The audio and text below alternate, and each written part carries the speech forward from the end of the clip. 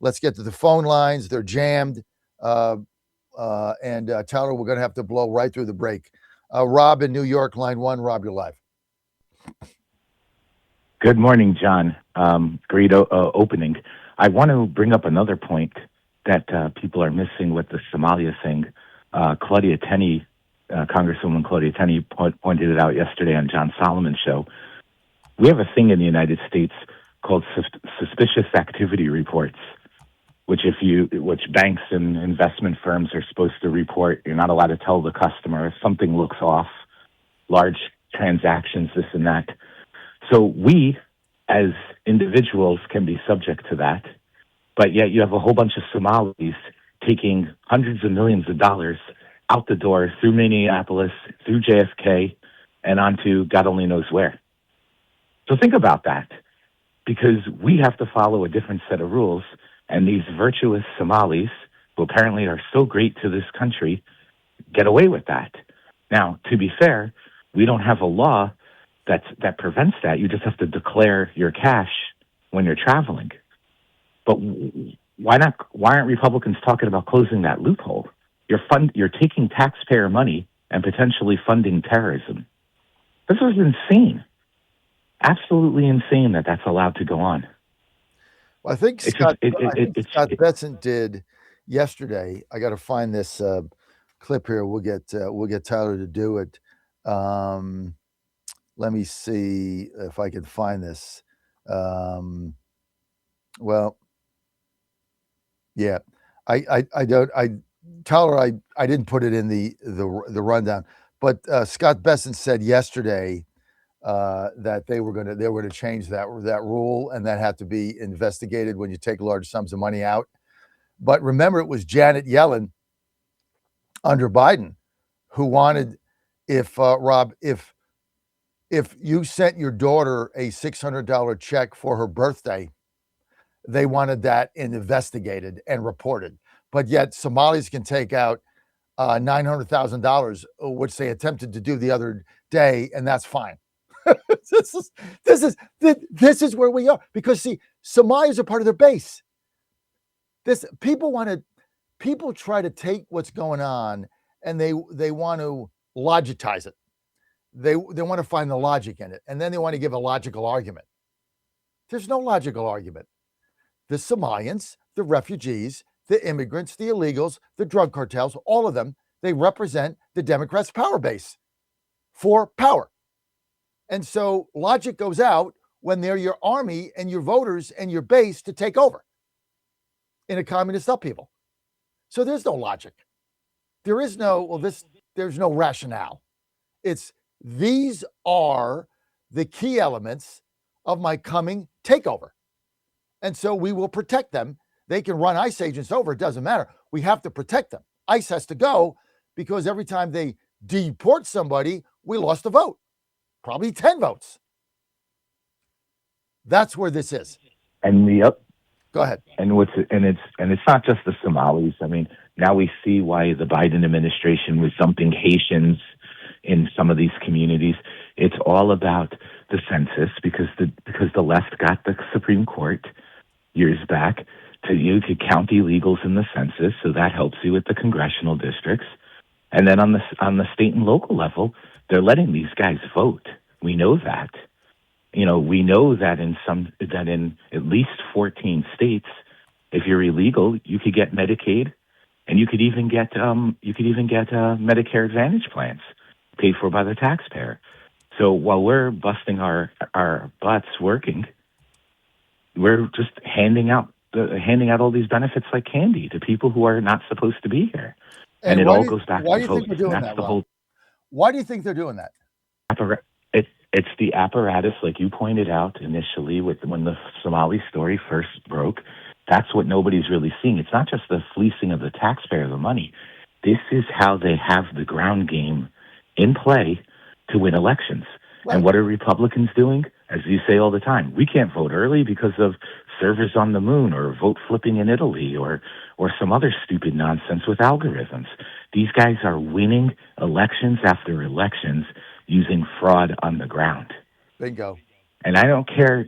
and nobody wants to talk about that. Yeah, I get it with this Venezuela thing. We may find out some things with the machines, and maybe the machines did some stuff. But look, Mike Lindell, I love the guy. You love the guy. He spent millions of dollars, and he couldn't find the smoking gun. He couldn't find one piece of evidence. That's But look, I don't want to get like 9,000, 9,000 comments over this, because people that believe that it's the machines, they believe what they believe, and everybody's got a right to that, and it's a complete and total waste of my time and energy and mental capacity, because there's no evidence. It's dumb. But I don't want to go there. I want to go where you just said the reason, like the Democrats are in fact, they're laughing at us, because it's like, you Republicans are such schmucks. Like, we take your tax dollars and we fund our Democrat communist army so we can get power. Oh, thanks for the money. That's why they look the other way. That's why there'll be no convictions there of anybody. No, look, I had Buddy Carter on yesterday, who said, I asked him about Walls. He said, guy should be in handcuffs today. Lock him up, like arrest him, arraign him, get him on bail, and then do an investigation. You can't have this number of fraud and the governor knew nothing about it. Can't. It's impossible. Of course they knew, because that's how he was going to get reelected. That's how he got elected the first time. They take your money to fund their stuff. They've done it through they've done it through AID. They've done it through the NGOs. They keep taking your taxpayer dollars to create themselves power. And we stand around and don't do anything, and then we're worrying about some machine and a thumb drive. It is so insane, it's beyond the pale. Rob, I got to go. Thank you. Always good to hear from you, Rob. Larry Richmond, line 2. Larry, alive. Go. Morning, John. Rob is very good. There is a camera angle from a street that shows the front of the vehicle where that ICE officer is in front of her and she's trying to hit him. Yep. Now, I don't know if I haven't seen anywhere else, except I was watching Bill O'Reilly last night. He showed that angle. That officer did exactly what you're trained to do when somebody is trying to run over you and try to kill you. Now, whether it's going 5 miles an hour, 10 miles an hour, whatever, she used her vehicle as a weapon right then and there. She was in the wrong place at the wrong time because she was breaking the law. She was impeding an officer, a law enforcement officer, of doing his duty. Any federal, state, local law, you look it up in the books, you cannot impede any type of law enforcement officer in the act of their duty. Plain and simple. I feel sorry for the lady. I feel sorry for the family, but she chose it, just like the young lady in Charlottesville. When they protest and she got ran over by that piece of garbage that ran her over, but she wasn't there. She wasn't supposed to be there. They had no permit to protest. They took it upon themselves and do this just like these other groups. And when you put yourself in harm's way, especially breaking the law, you're going to suffer the consequence. And I tell you what, I have a feeling that you're going to see another exodus of New York City police officers after that comment Madani made about the young lady being murdered. She was in the wrong place at the wrong time, and she suffered the consequence for it. And all of these people do that. They think they've got the right to do this and the right to do that. No, you don't. We are governed by laws so we can have order in our community. And you break that order, you break that law, you have consequences. And I firmly believe, all this has started, and I know people are going to laugh at me, but it's all started when they stopped. We don't want to hurt anybody's feelings when we don't keep score in sports. And it starts off in that little bit. Oh, everybody gets a trophy. Everybody gets this. Everybody gets that. And it builds up through our school system. I have a pastor who is a teacher in Chesterfield County schools. ungodly way that you cannot discipline these young people nowadays, and it's just crescendos all the way up. They become adults, and guess what their thinking is? Oh no, but I'm not going to pay for it because when I was in school, they didn't punish me for anything. So that's your train of thinking, and that's what's infiltrated in our schools today. These woke, mamby-pamby, pencil-neck people who, for God knows what reason, what they drank, ate, or what they smoked when they were young and became teachers or whatever. It's time for the American people to stand up even more. Like you said, we got to lace our shoes, and when you put them on, you got to put them on tighter than ever before. If not, we're done. If Trump has the courage and Vance has the courage, then the American people will have the courage. It trickles down. Absolutely. Trump has got to stand tall here. Vance was great yesterday. Best I've seen him. I was there. Best I've seen him. Much better than I've seen him in the past. Okay. You got to double down here. You cannot back off. Right? Double the ICE agents, double the troops, double everything, double the National Guard, double it all. Let the chips fall where they may.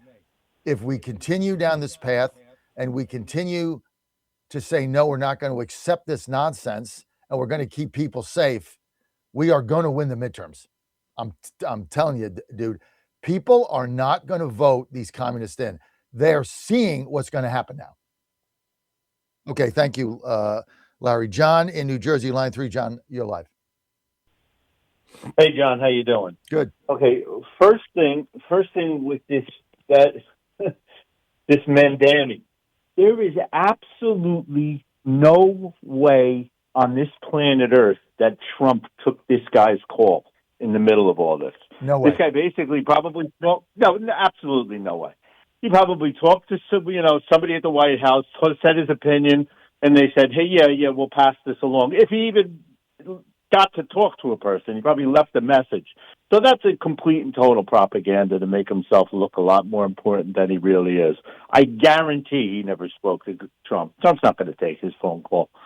The bottom line is the one thing that I like about this whole situation, a couple things, that we actually, I've never seen the media, which you've touched base on. They are so obviously trying to stoke violence. It's in your face. And if you're a normal person, it's so over the top what you're seeing, it has to be working to our advantage. But at the same time, what it's doing is they're mentally ill-based because there's something wrong with these Democrats. And if you're a Democrat at this point, you're a Democrat at this point. So it's basically just stoking them and getting them more and more violent. And they know it.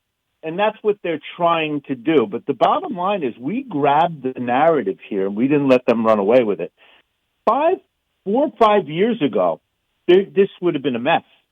The bottom line is our media, thanks to you, which I think I sent you a text, and I said, this is your moment to shine because everything you've worked for and everything we've worked for in the movement is finally coming to fruition because they weren't able to grab the media. If anything, their media is working against them, I think. And what you're saying, if we can just back up our rhetoric with action, we will win the midterms because they're actually helping our cause at this point. It's just insane. You have a police officer that almost got run over, and they're trying to say that he murdered somebody. If you're a normal human being and you have a rationale of common sense, this is so in your face, and you could see this so blatant. I don't know where they think they're going with this. They've been going at it since 2016.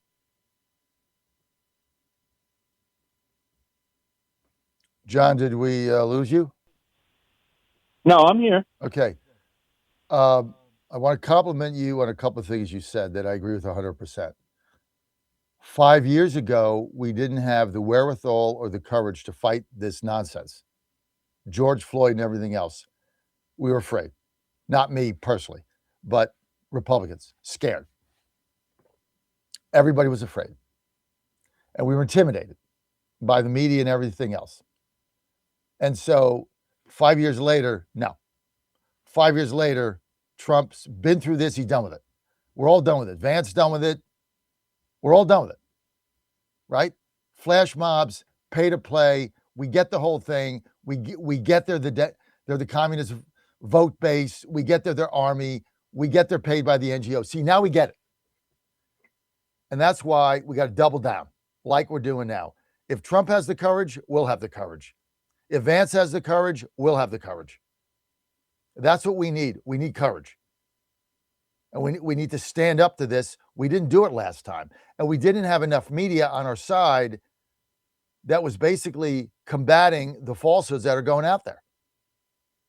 And when CNN has to come on TV and spend an entire primetime segment reacting to what Vance said at 2 o'clock in the afternoon, and they're on prime time 6 hours later at 8 o'clock, you're winning. Okay, this is winning the media narrative. You understand? You're winning. When they have to get there with that twit Caitlin Collins in the front row seat, who makes an ass of herself the majority of the time she's there by asking ridiculous questions, and they got to spend that hour, they got to spend 40 minutes of their primetime show defending or trying to defend themselves against Vance's accusations in that press briefing. You're winning. Does everybody understand that? You're winning. Look, I was a contributor to CNN for what? 3 years, maybe? We never were winning there.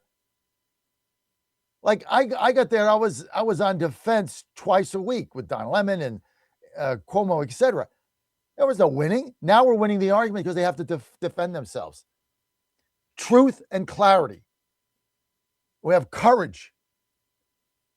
The truth will set you free. One of the best things that Vance said yesterday when they attacked him and said, I mean, some libtard, NBC or something, question, well, aren't you getting ahead of yourself? Shouldn't there be an investigation? He said, really? The investigation is right in front of your face.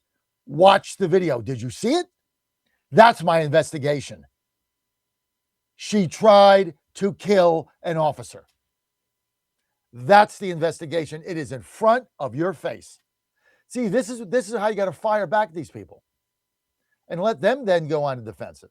So, John, everything you said today was spot on as always. And this is our time. It's our time to tell the truth with conviction,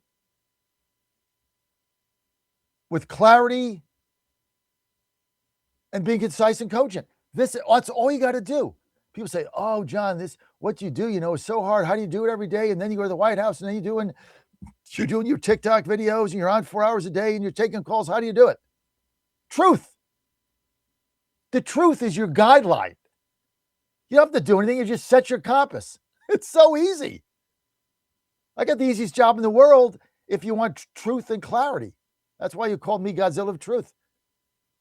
And even the people that can't stand me know I'm right 99% of the time. It's tough.